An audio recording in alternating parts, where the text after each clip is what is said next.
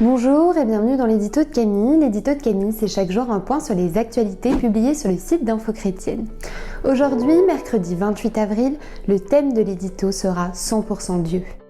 Nous allons nous intéresser aux extraordinaires retrouvailles de deux étudiantes dans une université américaine qui viennent du même orphelinat en Chine.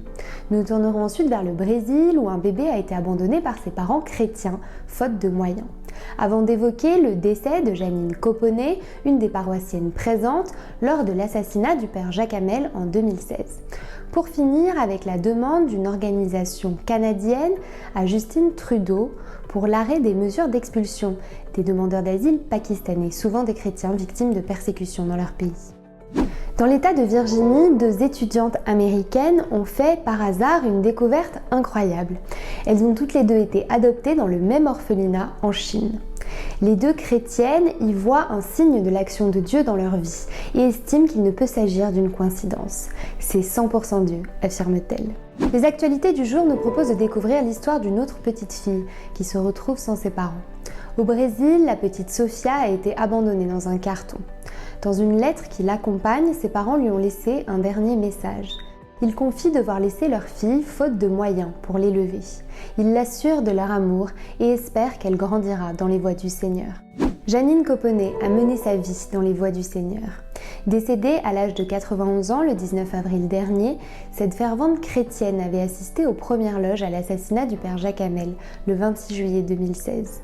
Celle qui témoignait un an après le drame ne pas vouloir avoir de haine et inciter à pardonner avait également affirmé que ce tragique événement l'avait rapproché de Dieu dans la prière. Comment ne pas remercier, louer, prier un Dieu aussi proche et plein de miséricorde, déclarait-elle. Au Pakistan, la situation des chrétiens qui n'hésitent pas à suivre Dieu à 100% est de plus en plus incertaine à cause de la loi sur le blasphème qui crée un climat d'intolérance religieuse. Dans ce contexte, la Charismatic Social Integration of Canada réclame l'amnistie pour les ressortissants pakistanais et la protection des chrétiens qui fuient le Pakistan et demandent l'asile au Canada. Suivre Dieu à 100%, réaliser qu'il est au contrôle de nos vies et que nous pouvons lui faire confiance. Voilà ce que doivent nous inspirer ces actualités. Toute grâce excellente et tout don parfait descendent d'en haut, du Père des Lumières chez lequel il n'y a ni changement ni ombre de variation, nous dit la Bible dans Jacques 1 au verset 17.